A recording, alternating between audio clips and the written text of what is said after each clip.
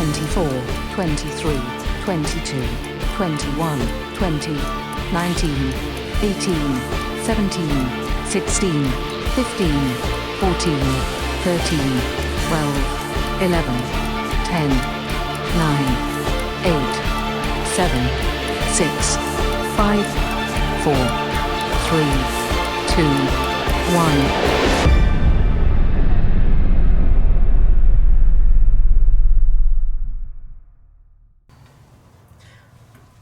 I'm looking around and I'm seeing a lot of junior detectives. Our first clue in today's case. Clue number 1, there are a lot of junior detectives. Clue number 2, we are continuing our series on some of the most incredible detective stories from the Bible. That's right. And helping us to be better detectives is Roanoke Jones, ace detective. However, we are a bit of a standstill in today's case. We can't go further without our investigation without another clue. I agree. And I have just the clue we need next. Today's main point.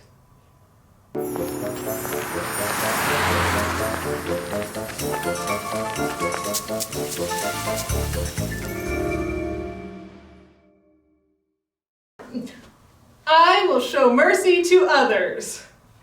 All right, junior detectives, on your feet and let's shout the main point. Here we go. I will show mercy to others. Let's say that one more time. Ready? I will show mercy to others. Great job. All right, junior detectives, that was fantastic. Great job on the main point, detectives. Hold on, I'm not exactly sure what mercy is. How can I know what to do with a clue if I don't fully understand it? Well, when we show mercy to someone, it means that we don't punish a person when they have done something wrong. We don't make them suffer any consequences. Like, say your brother took your bike without asking you and popped the front tire. Now, you could make him pay for it and be mad at him for a week, but you could also show him mercy and not make him pay for it and also be kind to him.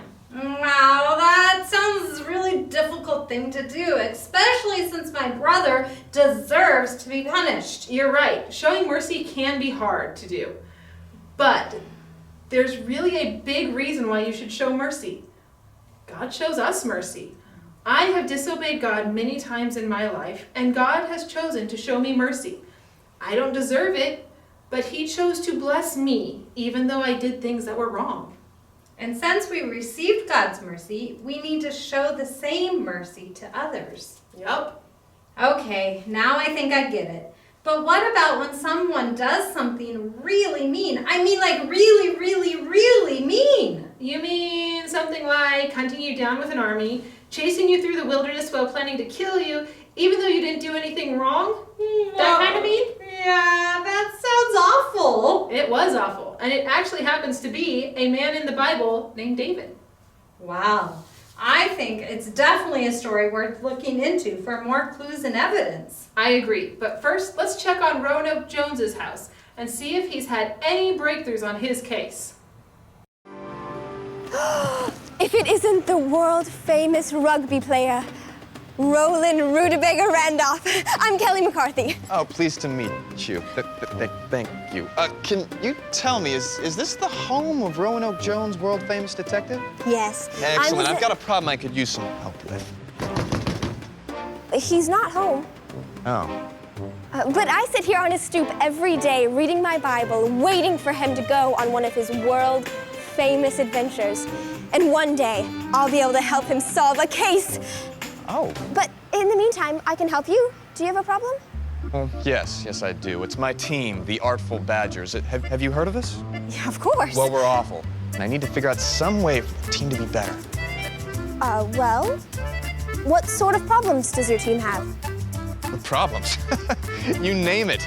They carry the ball when they should pass it. They walk when they should run. They run the wrong direction down the field. It's awful. There's no energy, no teamwork. I mean, I'm the team captain, but they won't listen to me. And I've tried everything, mocking them, yelling at them, Mean nicknames?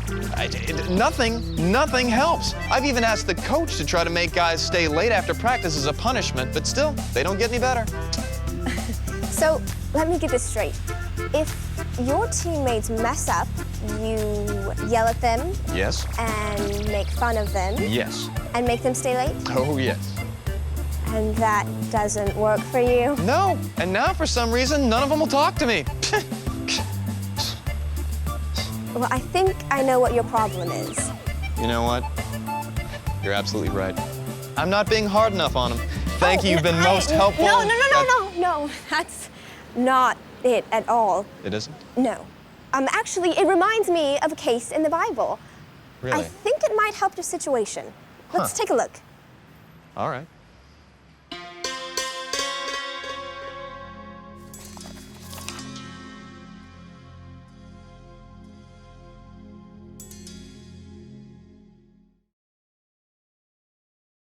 In the Bible story found in 1 Samuel 24, the missing person was a man named David, a likable young man who had spent time as a shepherd, fought a huge Philistine giant named Goliath, and won, married a princess, and been made a general in the king's army. But now, David was gone. Now there are a certain question that you have to ask in a missing person case. The very first one is, why is the person gone? Was he kidnapped? Was he killed in battle? Did he get lost? Well, the answer in this case was that David ran away. And he ran away because of the king. You see, the king at the time was a man named Saul, and he wasn't a very good king. Saul started to believe that the people of the kingdom loved David more than they loved him. And because of this, he started to think that David wanted to kill him and steal the throne away from him. And because of this, Saul ordered David to be put to death. And that is why David ran away. The thing was, David didn't want to kill Saul. He knew God had made Saul king, and it wasn't David's place to kill him, even though God told him that one day he would be the king. So David left and hid in the wilderness. Saul now had a problem. He wanted to kill David, but he couldn't because David had run away. So Saul began to search for David, and as he did, he opened up the case of the missing shepherd. Saul took 3,000 soldiers out into the wilderness to hunt for David. Soon, one of Saul's informants passed along some information that David was hiding in the wilderness of En-Gedi. Now Saul had a solid lead in the case, and he set off for En-Gedi to find David and kill him. Now, there's a couple more details about David that I didn't mention earlier. 1, David was smart. 2, David wasn't alone. He had some men who were loyal to him, who knew that David hadn't done anything wrong. And when they heard that Saul was in the area, they found a cave to hide in. So soon, Saul and his troops came really close to where David and his men were hiding. And it's here that the story takes an interesting twist. When Saul was looking, he spotted a cave and went into it. And guess what? The cave he went into was the cave that David and his men were hiding in. Now this cave was very dark inside, and Saul thought he was all alone. But David and his men were watching him. The men whispered to David, "Now's your opportunity. Today, the Lord is telling you, I will certainly put your enemy into your power to do as you wish." The men were telling David that he should kill King Saul, and the plan made sense. Saul wasn't supposed to be king anymore. God had chosen David to replace him. And Saul had been really mean to David. David deserved to get some payback. So David crept forward with his sword in hand. He got closer and closer to Saul. But at the last moment, when his men were sure that he would kill the king, David only cut off a corner of Saul's robe instead. The men were confused, and they wanted to attack the king themselves, but David restrained them. After a few moments, Saul left the cave, completely unaware that David had been right next to him. After a few moments more, David left the cave too. He bowed to the ground and shouted to Saul, "My lord the king, Why do you listen to the people who say I am trying to harm you? This very day you can see with your own eyes it isn't true. For the Lord placed you at my mercy back there in the cave. Some of my men told me to kill you, but I spared you. For I said, I will never harm the king. He is the Lord's anointed one. Look, my father, at what I have in my hand. It is a piece of the hem of your robe. I cut it off, but I didn't kill you. This proves that I am not trying to harm you and that I have not sinned against you, even though you have been hunting for me to kill me. At that moment, the facts of the case became clear to Saul. Saul realized that he had it all wrong. Saul had been shown mercy by the man he wouldn't have shown mercy to.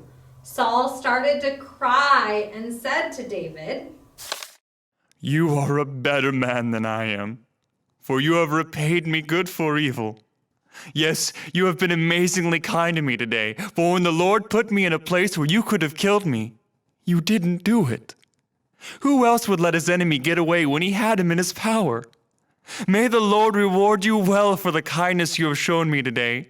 And now I realize that you are surely going to be king, and that the kingdom of Israel will flourish under your rule." After this, Saul decided to leave David alone, and he gave up his chase for him. The solution to the case had presented itself. Saul needed to find David, and he did, but only because David revealed himself to Saul. And through it all, we see what type of person David was. He was a person who was willing to show mercy. And with that, we can say, case closed.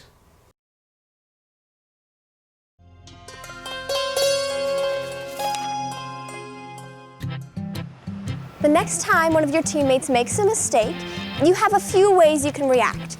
You could yell at them and make them feel bad, or you could react like David did and show mercy.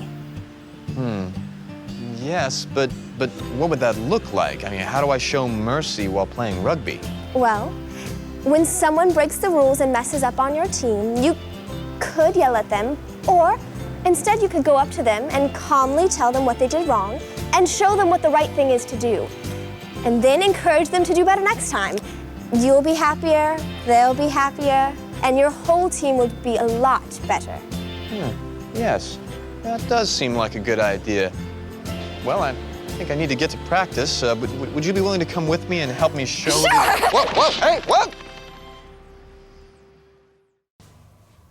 I sure hope that rugby player will treat his team with a little more mercy. I've been around people like that, and it isn't fun. That's true. And that's why I don't want to be like that. I want to follow David's example instead. David hadn't done anything wrong. Saul had chased David away from his home and was now trying to kill him. Saul deserved to be punished, and David had a chance to do it. But David showed mercy instead. He didn't kill Saul. Instead, he bowed down to him in front of all of his troops. David showed Saul honor, so the next time someone is mean to you or makes a mistake and deserves to be punished, remember David's example and show them mercy. I feel a clue involving a Bible verse coming on. You're absolutely right. Check it out.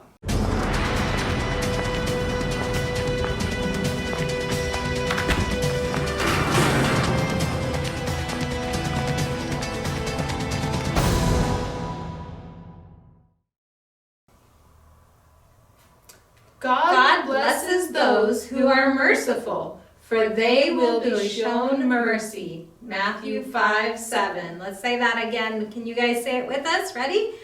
God blesses those who are merciful, for they will be shown mercy. Matthew 5:7. Okay, one more time. Here we go.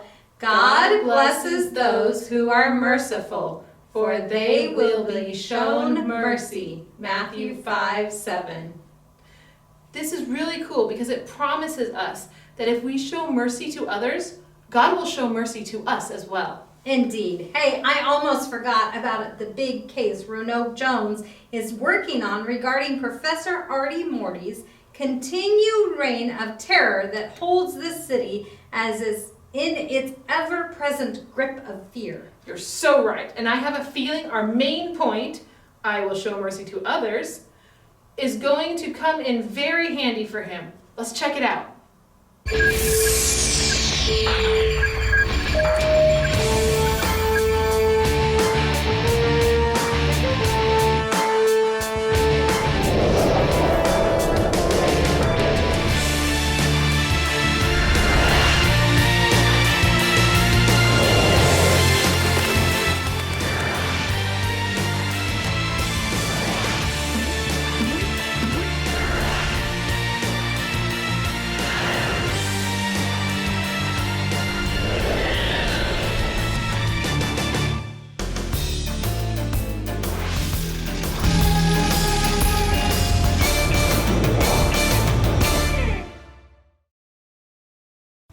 Outside the home of Roanoke Jones, ace detective, Roanoke's faithful assistant Emily Swanson wonders what new and exciting case will come their way today.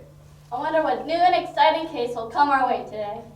Extra, extra, read all about it. Law Enforcement Appreciation Day marred by merciless maniacs. Thank you. I knew it was Law Enforcement Appreciation Day. That's why I got this gift for Inspector Leslie Stray.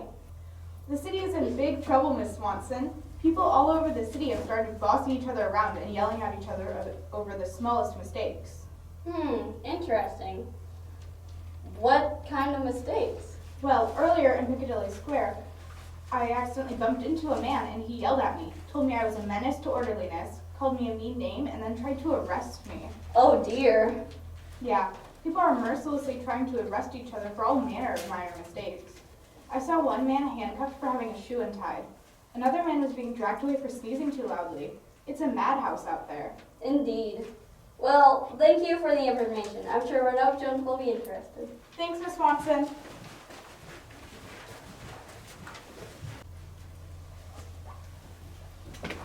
Good day, Swanson. I deduced from the newspaper girl's exit in the presence of a present that it's my birthday. The present is for me, and the young paper girl has put a story in the paper. How thoughtful. No, and no, Roanoke. Firstly, your birthday isn't for another 6 months. Secondarily, the story in the newspaper wasn't about you. And lastly, the present is for Leslie on the occasion of Law Enforcement Appreciation Day. What about my half-birthday? There's something more important than that, Roanoke. It seems that people all over the city are mercilessly punishing those around them for making even the slightest error.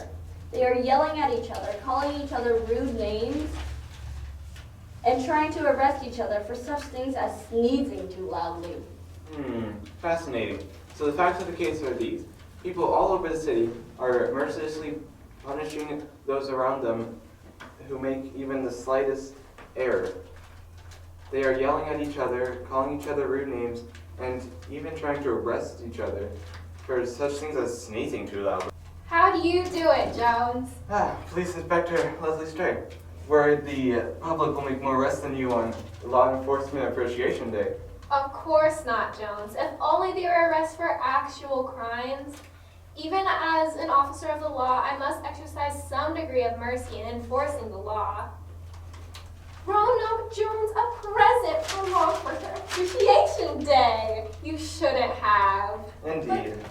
Well, no time for pleasantries, Inspector. The game is afoot. I believe what Roanoke is saying is that we should hurry to Piccadilly Square to observe this outbreak of merciless behavior firsthand. Yes, brilliant as always, Roanoke. While our fearless detective, Roanoke Jones, heads to Piccadilly Square to witness the Law Enforcement Appreciation Day festivities, Professor Artie Morty shows us how he tips his hat to law enforcement.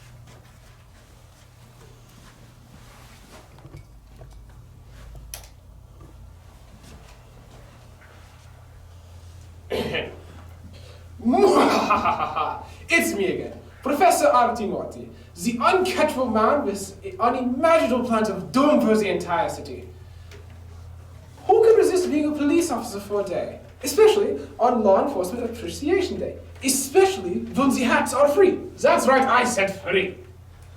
I will place a hat stand in Piccadilly Square with a sign that says, support your local police. But not only is the hat free, but the brainwashing microchip in the hat is free too.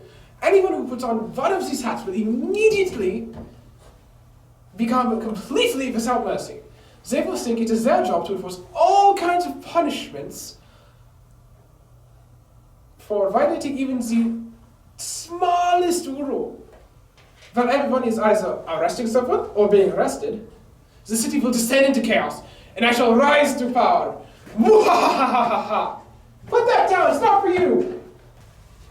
Somewhere far above Professor Artie Morty's secret lair, Piccadilly Square, the city's premier living, shopping, and dining district, is clamoring with unmerciful chaos as our heroes enter.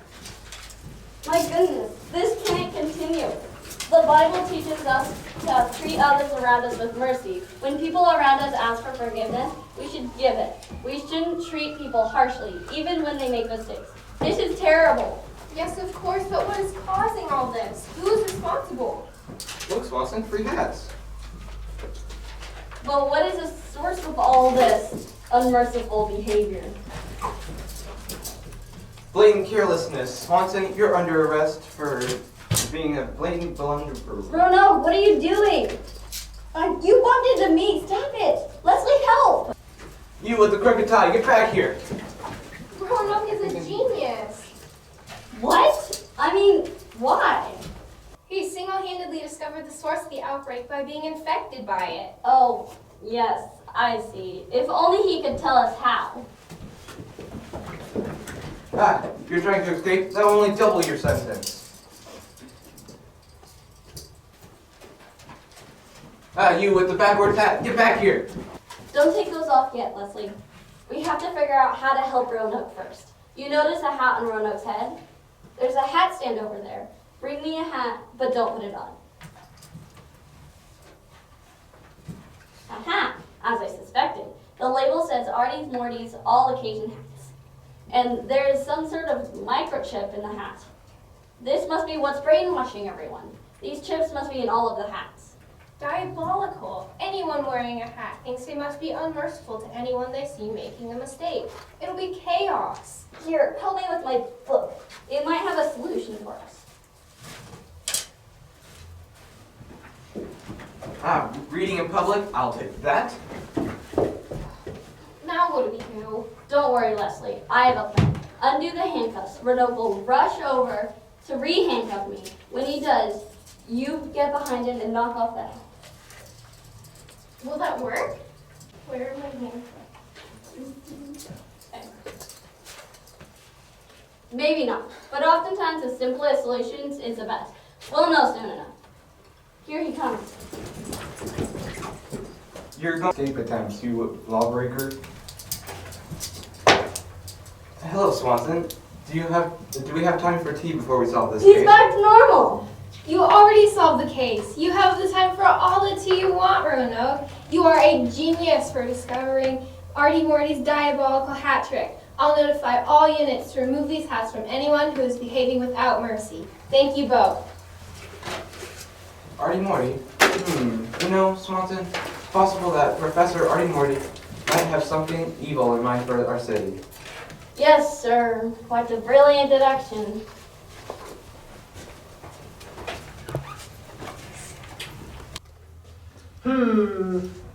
My hat's off to you, Roanoke Jones. I didn't expect a genius like him to defeat my merciless hat microchips. But that is what makes me such a brilliant evil genius. Defeat one of my evil plans, and I'll just pull another one right out of my hat. Laugh, you two. You see, it's funny because I'm using hats and then joke about hats. Ugh, never mind. Just laugh!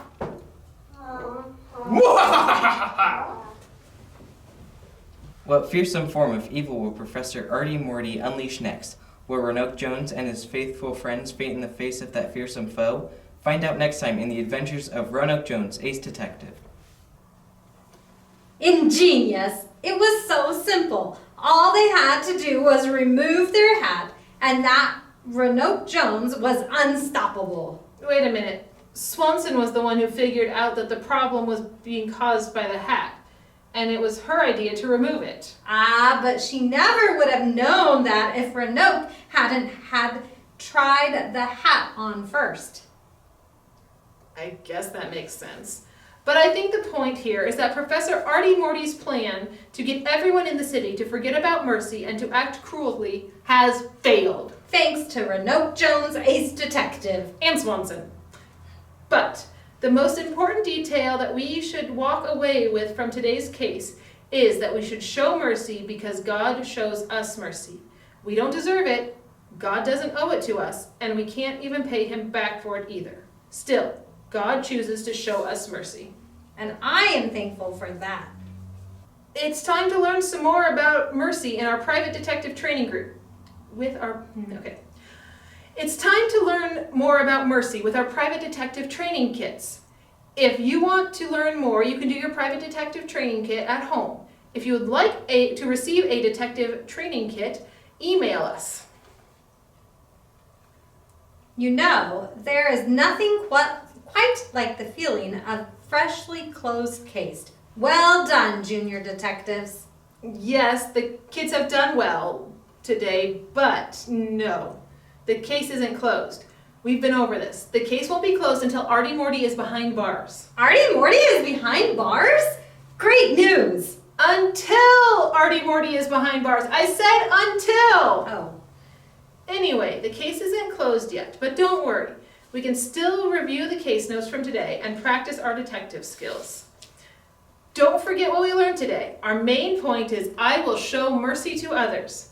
See you back here next week. Bye.